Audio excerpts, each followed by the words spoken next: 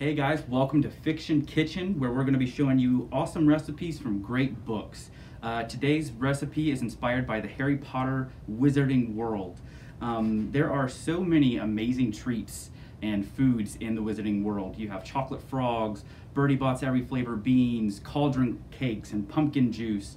But one that we're going to try to make today is probably one of the most iconic and most well-loved, and that's butterbeer. This is a sweet butterscotch kind of soda drink that they have in the Harry Potter universe. So in Hogsmeade, it's sold at the Three Broomsticks Tavern. And so we have our copy, and this is a pretty cool copy. If you haven't had a chance to look at this, this is our illustrated version of Harry Potter and the Prisoner of Azkaban. It's pretty cool. And right here it says, Harry and Hermione made their way to the back of the room, where there was a small vacant table between the window and a handsome Christmas tree, which stood next to the fireplace. Ron came back 5 minutes later carrying 3 foaming tankards of hot butterbeer. "Happy Christmas," he said happily, raising his tankard. Harry drank deeply. It was the most delicious thing he'd ever tasted and seemed to heat every bit of him from the inside. And if that doesn't sound good, I don't know what does. Sounds like the perfect drink for a winter's day. So I'm gonna show you guys everything that you'll need to make it, and then we'll go step by step through how to make it. All right, for this recipe, what you're gonna need is a half a cup of light or dark brown sugar. You'll need to have a tablespoon of water, 3 tablespoons of butter, a 1/4 teaspoon of salt, a 1/4 teaspoon of apple cider vinegar, an 1/8 cup of heavy cream, a bottle, about 20 ounces or so of cream soda, and then about a 1/2 cup of heavy cream that we'll use separately from this. All right, step 1 in making our butterscotch sauce is to add 3 tablespoons of butter to our pan that has been preheated to medium, and we want to mix this around and let this get completely melted. All right, now that the butter is melted, now is the perfect time to go ahead and add in our 1/2 cup of light or dark brown sugar. Remember, it's your preference. If you like it a little sweeter, maybe go for the dark brown sugar. We're also going to add in a tablespoon of water, and that's just going to help that brown sugar dissolve, because we want to get this brown sugar completely dissolved and get all those sugar crystals dissolved into a nice smooth sauce. And mixing it with the butter and the water is going to help us to do that. You do want to continually stir this to keep it from scorching. And so stir this for just about a minute or two until we get a nice smooth consistency. You really don't want to be able to see any individual crystals or any lumps of sugar. If there are any, just break them up with your spoon. All right, after about a minute or two of mixing, you're gonna get this nice frothy mixture. And that's the perfect time to add in an 1/8 cup of heavy cream.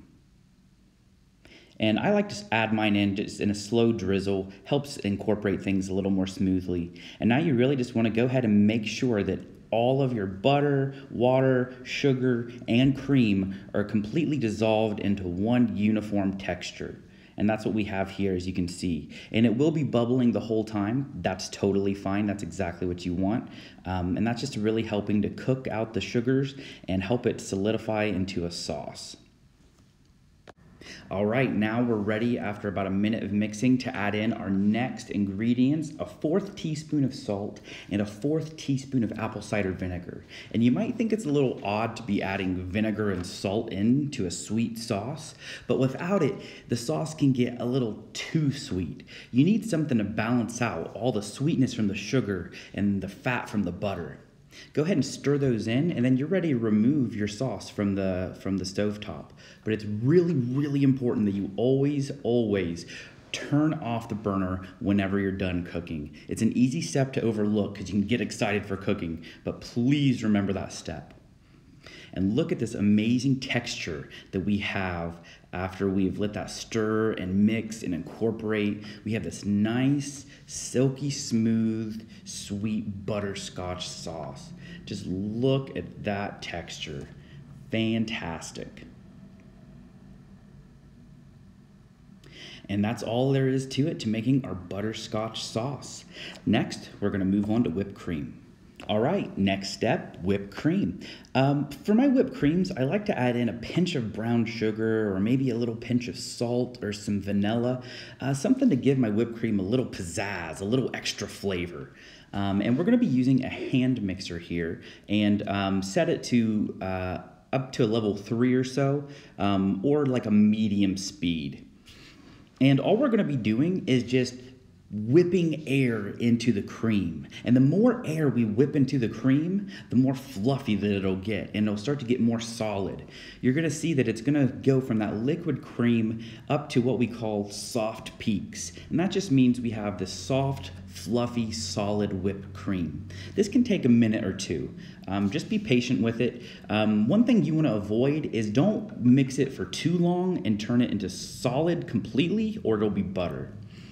This right here is about the texture we're looking for. Nice and fluffy whipped cream. And when you do take a spoon or something and scoop it out, it should maintain that whipped cream shape, nice and fluffy.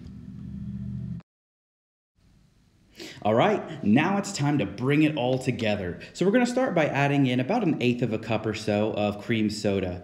The exact measurement isn't super important, but you want to add in about equal parts of the cream soda to the butterscotch mixture, and just a little bit at first. Because what we're going to be doing is we're going to dissolve that butterscotch mixture into the cream soda. Now, I recommend that you taste your butterscotch mixture first, because you might find that it's a little bit sweeter than you realized, and you might not want to add as much. This is your drink, add as much as you want to it.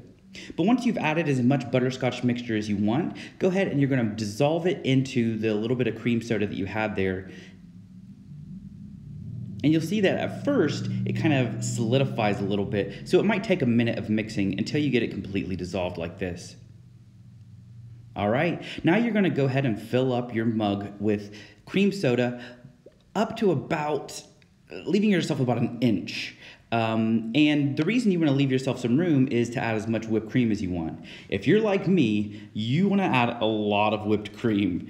And this is your drink, like I said. Add as little or as much as you want. The amount here should give you enough to make about 2 good-sized mugs of this, but if you add more, just make more whipped cream or make more sauce. You have the recipe now. Finish it off with a little drizzle from that butterscotch mixture, and you're good to go.